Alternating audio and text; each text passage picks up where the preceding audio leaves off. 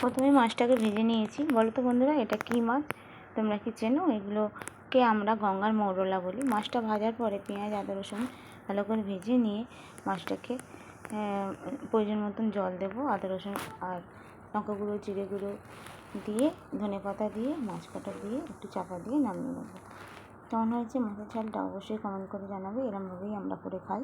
তোমরা কেমন করে খাও অবশ্যই জানিও।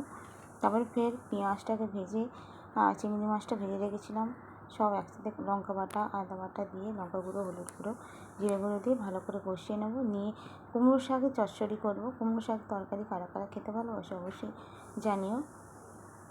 মশলা থেকে তেল ছেড়ে গেলে ডাঁটা লাউ কুমড়ো শাকটা দিয়ে দেবো, দিয়ে একটু চাপা দিয়ে কমিয়ে নেব শাকগুলো।